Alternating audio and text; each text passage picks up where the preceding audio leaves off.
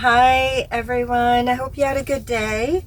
Today's video is all about heating your van for those that are doing van life, and for also giving you some tips on insulation that maybe you didn't know. I still have my jacket on because I got out of work, grabbed something to eat, and I'm just waiting for my heater to heat up the van a little bit. And so first of all, I wanted to talk about insulation. So there are different ways that you can insulate your van. You can use lamb's wool, which is the most expensive. My favorite, wish I could have done it in the beginning, but it's very expensive, and it's really good for soundproofing your van if you want to live, if you're living someplace where there's a lot of people around. It really is good for a sound barrier. The other type of insulation is the rolls of insulation that you can get at both Home Depot and Lowe's, both of them. And you can line your walls and the ceiling and the floor, and it will probably cost you about $150. That's how much it cost me when I insulated it with that insulation my first or second winter. I can't remember. I think it was my first winter, and I did the whole thing and I loved it. But the moment it got hot out, my van was at least 20 degrees hotter in here during the day and at night. So I ended up ripping it off and just kept my other insulation, which is the third kind, which I'm going to share with you, which I think is the most affordable, and it works.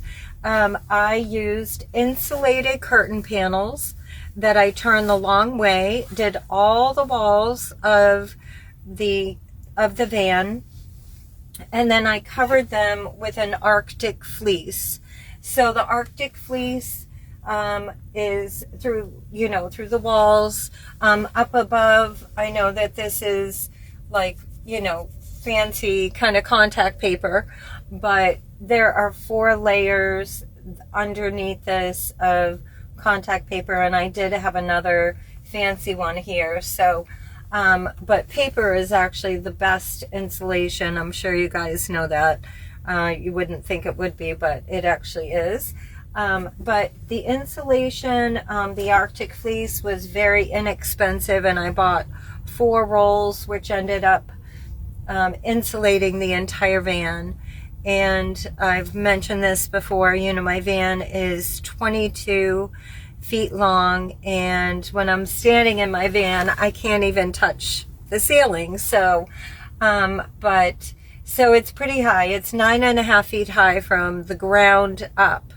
But inside the van, I don't know, 7 feet high. I have no idea. I haven't measured when I'm standing in here. But you need to have really good insulation to keep your heat in your van. Otherwise, it's just gonna go out. Any crack you have, anything, it's just gonna escape, and it's gonna be a waste of money and a waste of your time. So we have different types of heat for a van. You can either buy the diesel heater, which is the most affordable heater you can get. It's the best way to go. I did not choose the diesel heater because I don't feel like having something outside my van. I don't have the space in here, and I didn't want to get a rack right now. I might do it in the future, but you really need some sort of rack in the back of your van, outside your van, and then you have to drill a hole going into your van so that, so you have the ventilation. If you have your diesel heater in your van and you don't have as much stuff like I do, then you're going to have to drill a hole so that you can get the hose for the exhaust to go down through the bottom of your van. And you probably, I don't know how much that costs for a mechanic to do that for you, but so that's option 1, is going with a diesel heater. They're not that much money, And to run a diesel heater, you will probably be warmer than any other type of heat that you could have inside your RV or your van. The second one is, of course, an electric heater. If you're at a park, or if you're at a campground, you can plug in a little electric heater that'll keep you toasty warm all night. That's usually what I use when I am staying at a campground. Now, the third type, which is what I use, is I have a Mr. Buddy heater. There are 3 different sizes of Mr. Buddy heaters. There's a small one, the Little Buddy heater, which I had all last winter, and it just attaches to a 1-pound little propane tank, and you just screw it in. The second one, which is the medium one, the Mr. Buddy heater, that's the one I'm using right now. That's why I have my jacket on, because I'm waiting for my van to heat up before I go to bed.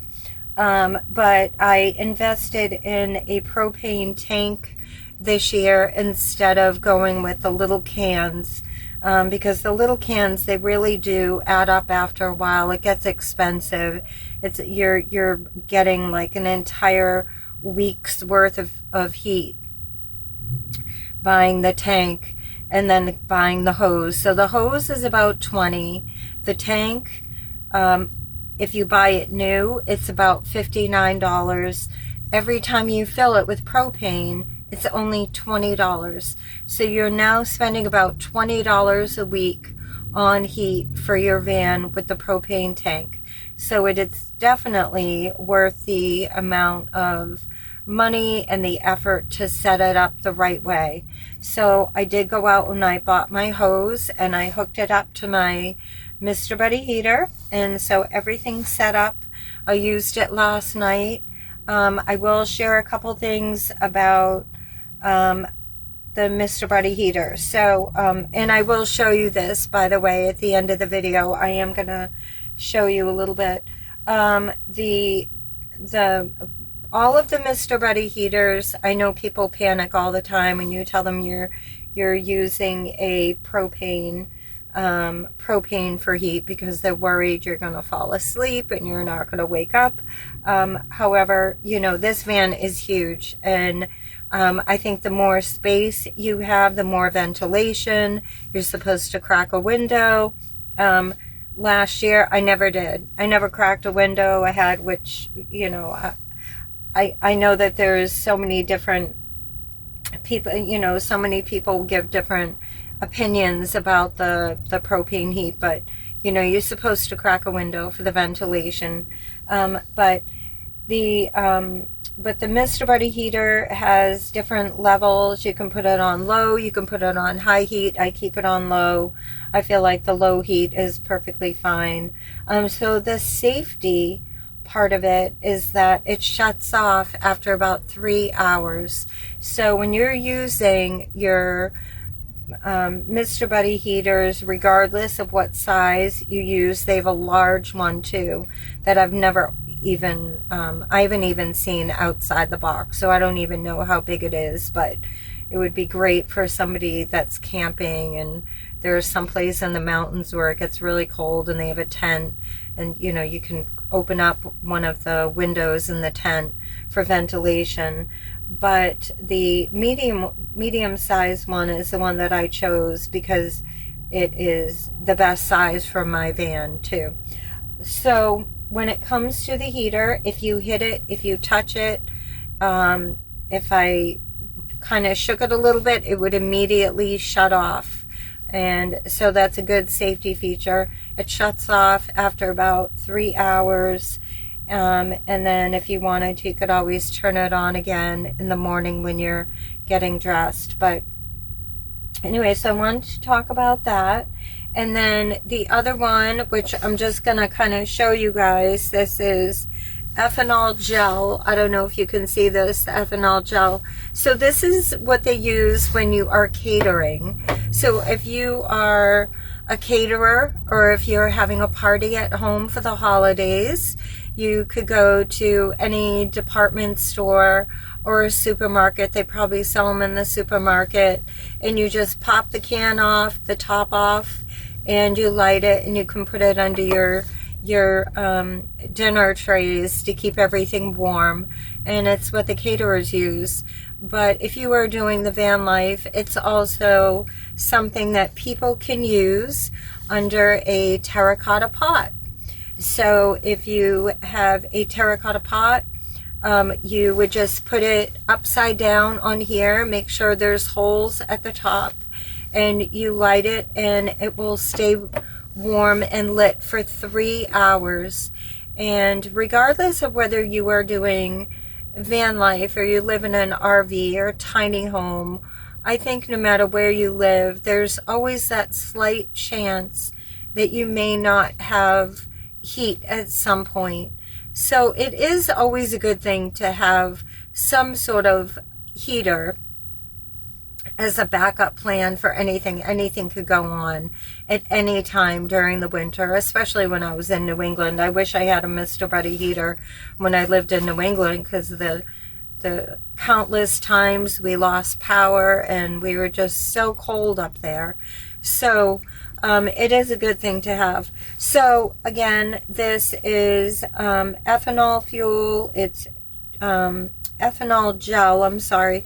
And you can just light this, put it underneath a terracotta pot, and the pot heats up. It's like your second source of heat.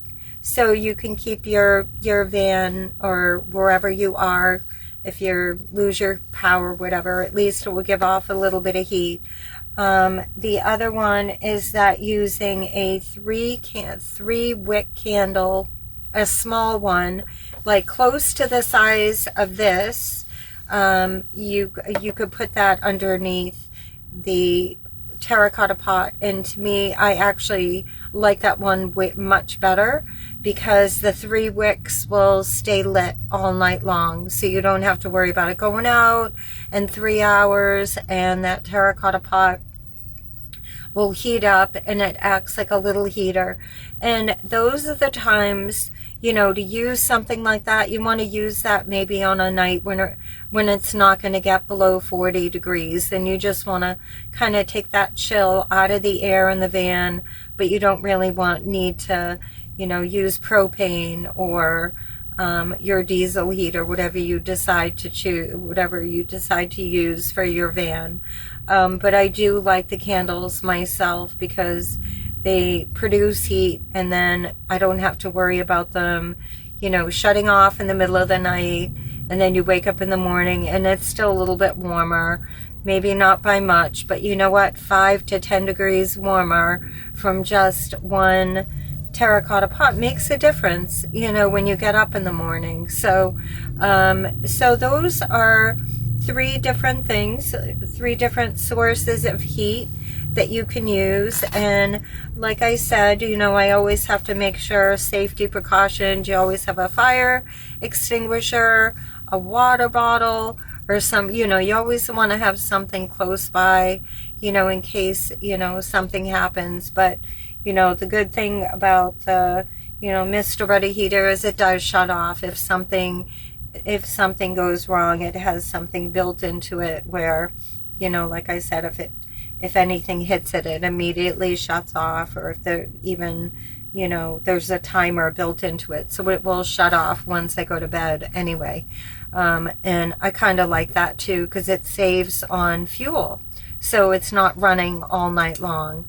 I'm trying to think if there's anything else. Make sure, you know, I always think that, you know, the hot hands are like a staple for me in the winter. I love my hot hands. They are amazing. You know, put them in your socks at night, just to stay warm. You can even put them in your pillows, whatever. Lots of blankets. And I do want to mention, because I've got blankets back there and you guys can't see them, but one thing that I will share with you is, you know, with all the blankets that you can buy, I have to tell you that the wool blankets definitely hold the heat. Like the blankets from Mexico, they look like a beach blanket. They sell them at a lot of gas stations and convenience stores and sometimes department stores. The wool blankets definitely hold the heat in way better than any of the fancier, you know, velour blankets, or, you know, you've got your cotton polyester blend comforters and pillowcases and all of that. But the wool itself, I'll tell you, is by far the best one for holding the heat in at night. So, and I'm trying to think if there's something else that I can think of. I wanted to make this video a couple of weeks ago, and then I just thought of it tonight, just because I got the propane tank, and you know, now it's only going to cost me about $20 to heat this van a week, which is a huge difference in buying the little cans. So anyway, I just thought I would share this with you guys. And regardless of where you live, you could live anywhere in the country, anywhere, and something could happen, and you may not have, you know, heat or electricity, maybe lose all of your power, and you just never know. You know, these are some ideas for staying warm during times when you could lose power.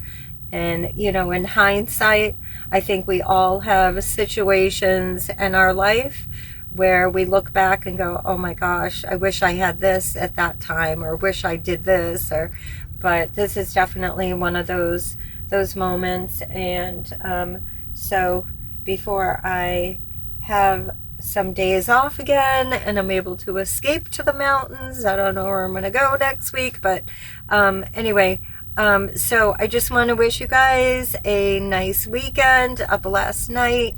And if you have any questions, I'm kind of having problems with trying to save my videos and then post them on YouTube. So I really haven't put too many things on YouTube in a while since my trip across the country.